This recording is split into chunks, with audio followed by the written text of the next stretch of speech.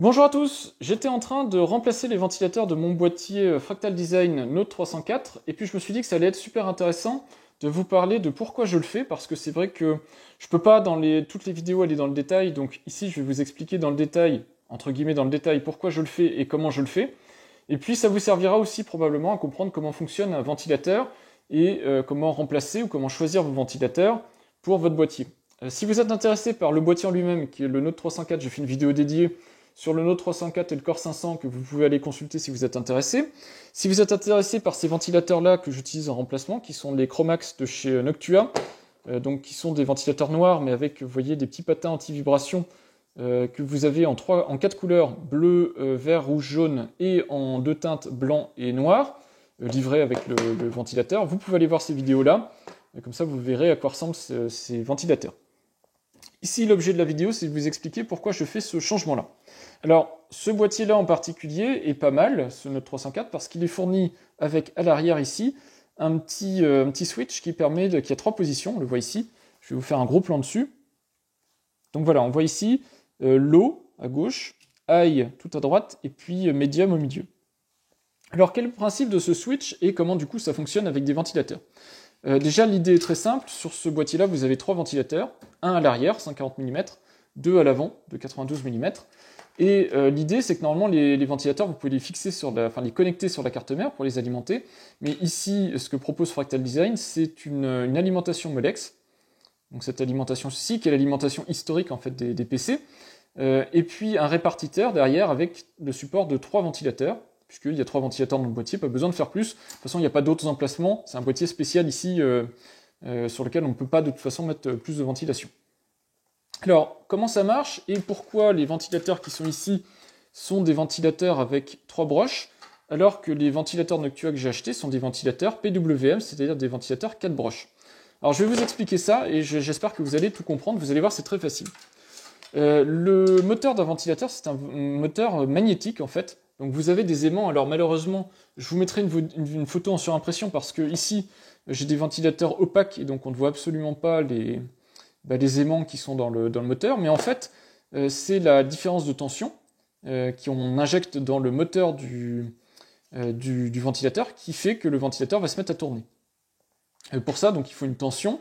La tension, on l'envoie donc sur le câble d'alimentation du ventilateur. Et si je prends le connecteur ici du ventilateur, vous allez voir, si je le tords un petit peu, ici comme ça, voilà, vous allez voir 3 couleurs de câbles. Vous avez le noir ici, qui est censé être la masse du ventilateur. Le rouge ici, qui est censé être son câble d'alimentation. Donc son câble où il y a une tension qui passe. Et puis ici, le câble jaune, qui est son câble de remontée, de rotation par minute. Donc en général, un ventilateur classique a au moins 2 broches, noire et rouge, c'est l'alimentation, sinon il ne tournerait pas. Et je dirais maintenant quasiment tous les ventilateurs, c'est plus trouvable, je dirais, sauf peut-être dans certaines industries, des choses comme ça, mais pour un particulier qui se monte un PC, vous avez au moins 3 broches sur un ventilateur. La troisième broche, donc c'est juste un capteur en fait qui est dans le ventilateur, qui fait une remontée de tours par minute, on appelle ça les RPM, donc rotation par minute. Et ça permet de savoir à quelle vitesse tourne le ventilateur et donc de vérifier s'il est bien à son niveau de fonctionnement optimal.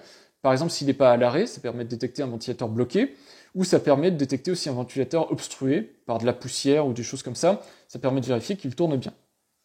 Ça permet aussi de vérifier à quelle vitesse le ventilateur tourne quand il est réglable en tension. Et c'est tout l'objet justement de ce petit mécanisme-là. Alors comment ça marche ? Vous avez ici une prise d'alimentation Molex. La prise d'alimentation Molex, comme les prises SATA, elle est caractérisée par des câbles de tension différentes. Vous avez un câble 5 volts, 2 câbles de masse et un câble 12 volts. Et vous avez donc 2 tensions qui passent dans ce connecteur-là, et puis la masse. Comment ça marche donc ce connecteur de tension low, medium et high ? En fait, il y a 3 positions parce qu'il y a 3 possibilités de tension qu'on peut appliquer sur le ventilateur. Alors on les applique parce que vous voyez que ce connecteur-là en entrée a 3 sorties, et les sorties, comme par hasard, c'est des sorties 3 broches qui correspondent bien au ventilateur qu'on va brancher dessus. D'ailleurs, vous voyez qu'il n'y a que les 2 broches de tension qui sont connectées, puisque de toute façon, on ne pourra pas surveiller la remontée en vitesse. Et c'est pour ça que je ne veux pas de ce kit-là et je vais remplacer les ventilateurs. Donc on a 2 sorties, 2 broches de sortie, donc pour créer une tension. Ce qui va se passer, c'est que quand on met ici le connecteur sur high, ici, donc la vitesse rapide, le mécanisme qui est dans l'interrupteur ici va faire un pont entre la masse, un des fils de masse, et le 12 volts. Et donc il va envoyer en sortie ici de ce connecteur-là du 12 volts, et donc il va aller alimenter le ventilateur en 12 volts, et donc il fera tourner le ventilateur à fond, à sa vitesse maximale. Quand vous le mettez en low ici, donc sur le tout à gauche, en fait ce qu'il va faire, c'est qu'il va essayer de mettre le ventilateur en vitesse minimale, et pour le mettre en minimale, et bien, il va faire un pont entre un des câbles de masse et puis le 5 volts. Et donc le ventilateur va être alimenté en 5 volts, et donc va tourner à vitesse très réduite. Et quand on est en position intermédiaire, vous allez voir que c'est assez facile à déduire, mais pas intuitif. En fait, il va faire le pont entre le 12 volts et le 5 volts. Donc il n'utilise plus les fils de masse. Et pourquoi il fait ça? C'est parce que la différence de potentiel, donc la tension, quand on relie donc le fil de ici rouge et jaune, elle est de 7 volts. 12 volts moins 5 volts, c'est-à-dire 7 volts. Et donc 7 volts, c'est bien un intermédiaire entre 5 et 12 volts. Et donc ça permet d'avoir des ventilateurs qui vont tourner à des vitesses intermédiaires. Voilà donc en gros comment ça marche, une variation de ventilation par tension. Alors évidemment, les cartes mères aussi permettent parfois de gérer ces réglages de tension, et d'ailleurs elles le font normalement beaucoup mieux que ce type de mécanisme assez basique. Moi quand j'ai commencé l'informatique, je le faisais carrément à la main, c'est-à-dire que je câblais moi-même des bouts de câble en fait pour faire du 5 volts, du 7 volts ou du 12 volts. Donc c'est déjà mieux d'avoir ça, mais vous pouvez aussi directement brancher sur la carte mère, mais il y a mieux. Et le mieux en question c'est quoi? Bien vous voyez ici que je vous ai mis le connecteur noir du dessus par rapport au connecteur blanc. Vous voyez que les détrompeurs sont les mêmes, donc vous voyez les deux détrompeurs. Sur le connecteur noir qui s'appelle connecteur de ventilation avec PWM, vous avez un connecteur en plus, un quatrième pin de connexion pour le ventilateur, donc on en est à 4. Donc vous avez toujours la masse, le 12 volts, ou une autre tension si vous voulez passer une autre tension. Le troisième, en partant toujours de la gauche, c'est la remontée de rotation par minute. Et le quatrième, qui n'existe pas donc sur le blanc, le quatrième ici, c'est le PWM, c'est la consigne de rotation. Ce connecteur PWM, ce câble PWM, donne une consigne au moteur en termes de régulation, ce qui lui permet donc de réguler sa vitesse de rotation en fonction de consignes qu'on lui donne sur le front PWM. Alors je ne vous explique pas dans le détail comment ça marche le PWM, ce qu'il faut savoir c'est que votre carte mère gère le PWM et permet donc de manière logicielle, la plupart du temps, puisque ça se configure dans le BIOS, d'asservir une consigne sur l'action, c'est-à-dire la vitesse de rotation du ventilateur. En particulier, par exemple, vous pouvez faire moduler la vitesse de ventilation en fonction, par exemple, de la température du boîtier ou température du processeur, ce qui permet de ne pas avoir tout le temps des ventilateurs à fond. Grâce à la borne PWM, vous pouvez donc faire varier la vitesse de rotation du ventilateur facilement, tout ça en donnant des consignes, ce qui est beaucoup plus facile qu'en faisant varier la tension. Et donc, c'est pour ça que c'est important, si vous voulez utiliser au mieux votre carte mère, si elle est compatible, si elle a évidemment des bornes 4 broches pour y connecter vos ventilateurs.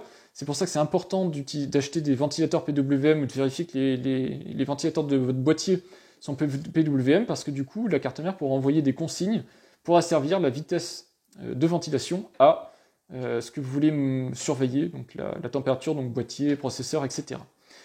Autre chose qui est importante à connaître sur les ventilateurs, et on le voit ici, tous les ventilateurs ont un sens de rotation, qu'on voit par la petite flèche qui est là, et un sens d'air, qu'on voit par la petite flèche qui est là. Alors on peut pas forcément, c'est pas facile de déduire par rapport aux ailettes, aux pales du ventilateur où est le sens, donc en général tous les constructeurs, ou la plupart des constructeurs sérieux, le font. Ils vous mettent donc la flèche de sens de rotation, pas hyper important, mais ce qui est important c'est cette flèche là que vous voyez ici, qui est le sens de ventilation. Donc si je pose mon ventilateur là, l'air va sortir et va aller par là. Et donc ça c'est super important, puisque si par exemple ce ventilateur là je voulais le mettre à l'arrière, et qu'à l'arrière je veux faire sortir la chaleur du boîtier, eh bien il faudrait que je le mette dans ce sens-là, puisque c'est le sens qui est cohérent avec la flèche, ça montre bien le sens du vent, le sens de l'air, et donc il faut le mettre comme ça. Voilà, c'est comme ça que vous déterminez le sens d'installation d'un ventilateur, et donc du coup, si vous voulez avoir l'alimentation positionnée au bon endroit, ça vous permet de tout savoir à partir de ces petites flèches-là.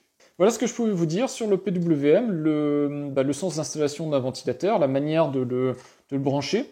Évidemment, si vous voulez en savoir plus, regardez la vidéo où je vais installer ces ventilateurs dans le boîtier, vous aurez tous les détails de branchement.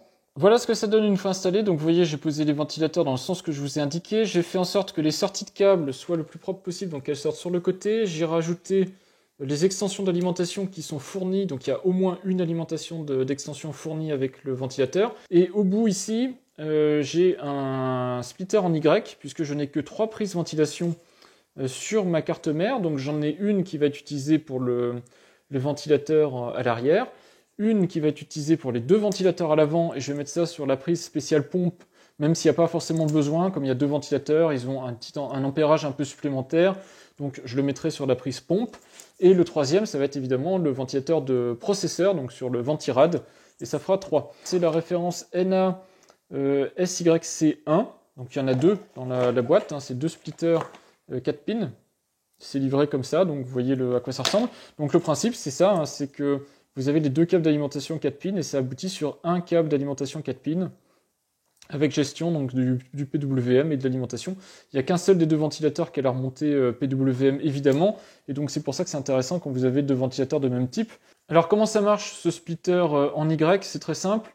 Vous avez donc les 3 broches, la partie évidemment masse et tension est commune. La partie remontée de tours par minute, donc PWM, la 3e broche, vous pouvez le voir facilement. Hein, ici, vous voyez que sur un des connecteurs, il n'y a que 3 câbles de branchés, le câble PWM n'est pas branché. Sur l'autre, le câble est branché. Donc si jamais vous n'êtes pas dans mon cas, moi, et que vous avez 2 ventilateurs différents, vous branchez celui que vous voulez surveiller en termes de rotation par minute. Et puis pour la partie commande, PWM, les 2 vont se voir la même commande. Donc si vous avez à nouveau des ventilateurs de taille différente, ça va être embêtant, mais moi ici, comme c'est des ventilateurs de même taille, ils vont recevoir les mêmes commandes et tourner à peu près à la même fréquence. Voilà, vous voyez aussi le remplacement que j'ai fait du ventilateur à l'arrière, et j'ai rajouté là aussi le câble d'alimentation Chromax en 4 pins qui ira sur le bas de la carte mère. Donc j'ai tout bien réfléchi de manière à ce que l'alimentation qui sort ici soit bien proche de l'endroit où je vais le brancher. Ici, l'alimentation va aller à cet endroit-là, donc même si les câbles sont plus longs que nécessaire, toutes les sorties sont prévues pour pouvoir être cachées. Ici, vous voyez, je vais pouvoir cacher les câbles là. Donc ça, c'est des choses qu'il faut réfléchir en amont. Hein. Le remplacement de ventilateur, vous voyez ici qu'il a fallu que j'enlève les baies pour pouvoir travailler. Donc il faut y réfléchir en amont, de savoir quel type de ventilateur vous avez besoin, des câbles et des câbles d'adaptation dont vous avez besoin. Ça se prépare un projet de montage de PC. Et là, c'est un exemple typique. Voilà, je voulais changer les ventilateurs pour avoir quelque chose de plus fiable, puisqu'on est ici sur une machine type serveur, quelque chose qui va tourner en continu, qui va peut-être être soumis à de la poussière, des choses comme ça. Donc voilà, quelque chose qui nécessite un accroissement de fiabilité. C'est pour ça que je passe sur du Noctua avec la gamme Chromax. La dernière étape qu'on n'abordera pas vraiment dans cette vidéo, c'est d'aller dans le BIOS pour pouvoir enfin configurer le réglage des ventilateurs en PWM, variation de tension, etc. Donc on appuie sur la touche Supr. On voit ici, c'est indiqué pour rentrer dans le BIOS. C'est pour ça que je ne rentre pas dans ces détails-là, puisque là, ça va dépendre exactement de votre machine. Ici, j'ai une machine, c'est une carte mère Gigabyte, une Aorus. Donc ça va dépendre du matériel que vous avez, et de toute façon, dans tous les BIOS, vous avez la gestion des ventilateurs. Donc chez Aorus, c'est SmartFan. Vous voyez aussi ici, donc on peut déjà piloter à la souris. Et puis vous voyez ici que vous avez donc ce que je vous disais, les courbes de température. Donc, j'ai pas de ventilateur de processeur et de réglé, moi, puisque j'ai un water cooling. Donc il faut aller ici pour voir mes variations de température. Puis donc on voit donc que moi je fais varier la température, la vitesse du ventilateur en fonction de la température CPU. Et on voit à côté ici des températures et les vitesses de ventilation. On voit aussi dans le BIOS que le BIOS permet de gérer le ventilateur soit en tension, ce que je vous ai dit, soit en PWM. Donc lui-même va pouvoir faire les deux. Alors, toutes les cartes mères font pas les deux. En général, les cartes mères font par variation de tension, mais bon, je peux pas faire la liste de tous les matériels. Vous aurez peut-être des cartes mères qui feront l'un, l'autre ou les deux.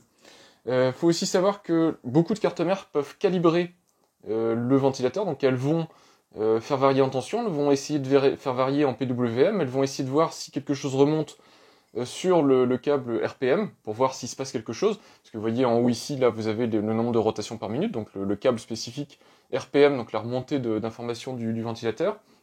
Donc la carte mère va observer tout ça, va voir s'il y a un câble RPM qui est fonctionnel, va voir si en bougeant la tension il se passe quelque chose, et si en bougeant la consigne PWM il se passe quelque chose. Pourquoi elle fait ça? Parce qu'il y a certains ventilateurs par exemple qui ne vont pas démarrer en dessous de 5 volts par exemple, donc si elle passe en variation de tension, elle n'ira pas en dessous de 5 volts pour éviter que le ventilateur ne démarre pas, et puis il y a des ventilateurs qui ne varient pas vraiment en fonction de la tension très peu, et donc elle ne proposera pas de variation. Donc ça c'est la première étape entre guillemets, c'est d'aller dans le BIOS de la carte mère si vous voulez régler tout ça. Autre possibilité, on le voit ici, j'ai le logiciel de la carte mère. Alors vous pouvez le faire avec d'autres logiciels. Ici, j'utilise le logiciel fourni par le constructeur. Il est en train de calibrer ici mes ventilateurs. Donc en fait, il est en train de faire varier les... Ce que je vous expliquais, ce qui se passait dans le BIOS, bah là, il le fait directement sous Windows. Il fait varier tous les ventilateurs pour essayer de déterminer quels sont les ventilateurs en place. Et puis à la fin, bah, il va me permettre de régler mes ventilateurs. Non seulement, quand il calibre, il détecte la présence d'un ventilateur, il détecte la présence d'un câble PWM, et puis détecte aussi la présence du câble RPM, donc pour observer la variation de vitesse. Donc il a tout ça à faire à chaque fois, et puis il fait varier en tension en PWM pour vérifier de quoi est capable en fait le ventilateur sur lequel la carte mère est branchée, puisque je vous rappelle, hein, c'est un câblage électrique. La carte mère n'a pas de moyen de savoir, comme en USB ou autre, elle n'a pas de moyen de savoir quel est le ventilateur qui est branché dessus. Voilà, et puis quand c'est fini, eh bien vous avez, alors je crois que c'est dans SmartFan 5 Advance, voilà, vous voyez l'équivalent, mais alors par contre là on est sous Windows, donc c'est beaucoup plus pratique. Et de la même manière, donc vous avez les courbes de fonctionnement. Donc là, il va falloir tout calibrer à nouveau. Donc déjà, il faut savoir ce que vous avez branché, parce que la carte mère ici, vous voyez qu'elle est capable de vous donner des indications. Par exemple là, j'ai pas de ventilateur sur le pin CPU, j'ai rien branché sur CPU, donc on voit ici, ça me dit 0 RPM. Donc je sais que celui-là, j'ai absolument pas besoin de le régler. Par contre, si on va dans System 5 Pump, vous voyez ici qu'il y a quelque chose de branché dessus. Alors il sait pas quoi, mais il y a quelque chose de branché dessus, et puis il m'a créé une courbe de ventilation. Vous avez ici le profil du ventilateur, donc vous voyez ce qu'il a identifié en termes de capacité. On voit ici que la carte mère, ou le logiciel en tout cas, a calibré le ventilateur, donc déjà il a identifié qu'il est RPM, et puis ensuite vous voyez ici, en fonction du pourcentage de consigne, eh bien la variation de vitesse de rotation du ventilateur. Donc on va quasiment du simple au double, hein, entre le minimum et le maximum. Et puis ensuite c'est à vous de faire des réglages, donc vous voyez ici, on voit la température CPU qui bouge sur cette courbe, puis c'est à vous de créer la courbe qui correspond pour adapter le bruit de la machine à la ventilation que vous voulez, et donc à la capacité de ventilation que vous voulez. C'est à vous de régler donc nuisance sonore et puis efficacité de refroidissement, et vous pouvez faire tout ça depuis un logiciel. Voilà, après ça je vous laisse chercher en fonction de votre carte mère, de vos matériels, tout est spécifique. Donc là ce sera à vous de faire l'effort nécessaire pour trouver le logiciel qui va bien, ou comment rentrer dans le BIOS et faire les réglages. Mais en tout cas là vous avez toutes les infos pour pouvoir faire ces réglages-là, et puis à la fin, vous faites vos petites courbes bien optimisées, qui refroidiront, mais qui feront le moins de bruit possible. Ici, voilà, c'était juste pour faire une aparté, pour vous expliquer tout ça, comme ça vous avez les informations, et vous pouvez en tirer parti pour vos propres installations.